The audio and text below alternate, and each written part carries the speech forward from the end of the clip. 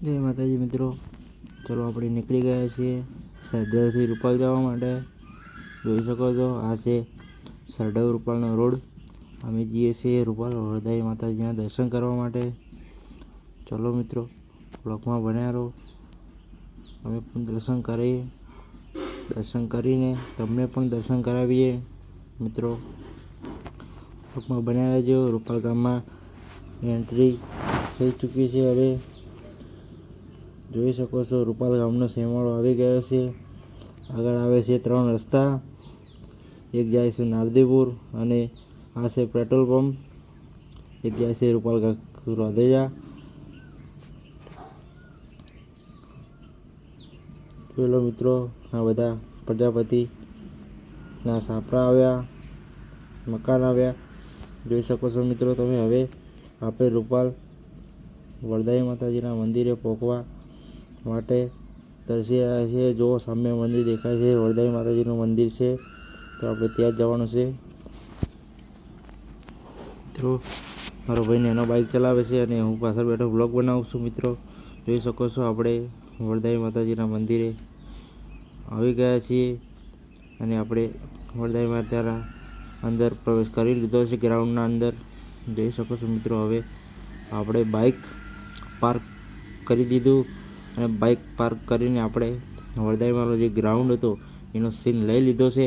આ છે વરદાઈનું માતાનું મંદિર, તમને પણ દર્શન કરાવીએ। થોડી ધીરજ ધરો મિત્રો। અહીંયા છે જો ગાડી પાર્કિંગ, આ છે નાસ્તા house, dabeli, puff, Manchurian, vada pav, તમારે જે ખાવું હોય તે પણ મળી જશે અને રેસ્ટોરન્ટ પણ છે, તમને બધું જ મળી જશે। ચલો મિત્રો, હવે જઈએ છીએ ધીમે ધીમે માતાજીના મંદિર તરફ મિત્રો। ચલો બ્લોગમાં બન્યા રહેજો। અમે તમને પણ દર્શન કરાવીએ અને અમે પણ દર્શન કરી લઈએ। સામે દેખાય છે તે પ્રસાદ ઘર છે મિત્રો। કોઈને પણ પ્રસાદ લેવી હોય તો પ્રસાદ ઘરથી પ્રસાદ લઈ શકે છે મિત્રો। બ્લોગમાં બન્યા રહો। ચાલો મિત્રો, હવે ધીરે ધીરે આપણે આગળ વધીએ। બ્લોગમાં બનાવી રહેજો મિત્રો। આ વરખડે દેખાય છે તેનો પણ ઇતિહાસ છે, હું તમને રિટર્નમાં ઇતિહાસ કહું મિત્રો। જો મિત્રો, બધી પબ્લિક ફોટા પાડે છે। ચલો મિત્રો, સામે 2 હાથી દેખાય છે, હાથી મેરે સાથી। આ છે દ્રૌપદીનું મંદિર, સામે રિટર્ન તમને ઇતિહાસ જણાવીશ। આ છે રૂપાલ વરદાઈ માતાજીનું મંદિર મિત્રો। જોઈ લો મિત્રો, આ છે નોટિસ બોર્ડ, જે પણ નોટિસ લખવાની હોય તે અહીંયા લખવામાં આવે છે મિત્રો। જોઈ લો મિત્રો, પેલી જે સામે તમને મૂર્તિ દેખાય છે 72 ફૂટની શંકર ભગવાનની મૂર્તિ બની રહી છે। હવે ધીમે ધીમે એનું પણ નિર્માણ થઈ રહ્યું છે મિત્રો। શંકર ભગવાનની મોટી પ્રતિમા બને છે મિત્રો। ચલો હવે આપણે આવી ગયા માતાજીની પલ્લી જોડે। આ ખોડિયાર માતા, ગણપતિ, હનુમાનજીનું મંદિર છે પાછળ। ચલો મિત્રો, આપણે ચપ્પલ કાઢી અને માતાજીના દર્શન કરવા જઈએ।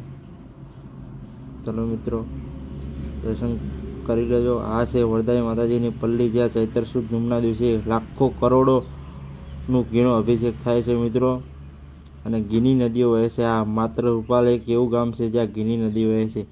આ છે વરદાઈ માતાજીનું મંદિર મિત્રો। જોઈ શકો છો તમે। જુગો જુગના ચોપડા તું તારી હથેલી મોર રાખે,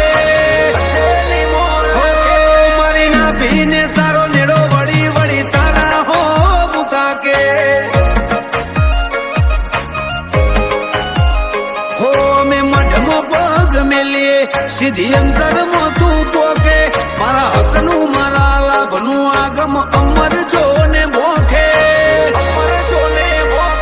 મારી ના પીને તારો નેડો વળી વળી ચેહર હો મુતાકે।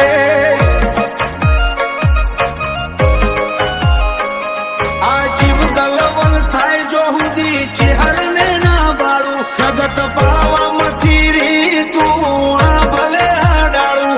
જીવ ગલવલ થાય જો હુદી તન ના પાડું, જગત પાળવામાંથી રી તું ટોચ મું બેહાડું। જાજી વેઠ ન કરાઈ ઉપાડી મિલ્યા મજા વચ્ચે, ચહેર નો મોનું શોગુણ નો મળે તે જ ગોમ પતે।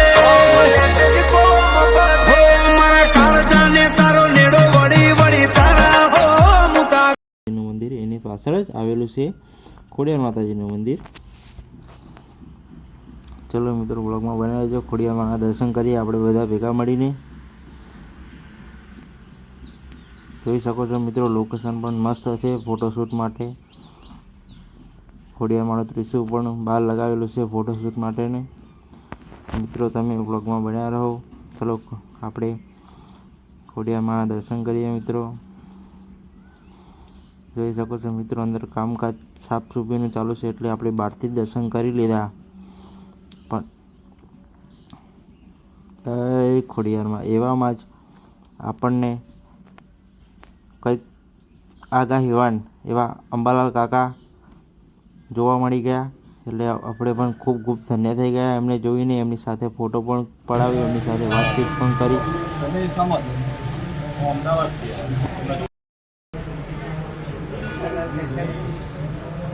જય શ્રી કૃષ્ણ દાદા.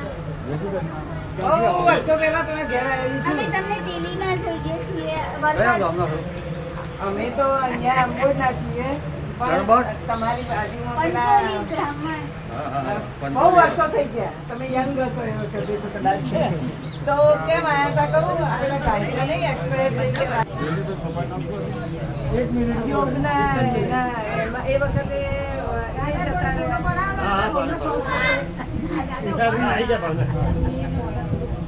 ફોટો બધા પડાવી દો.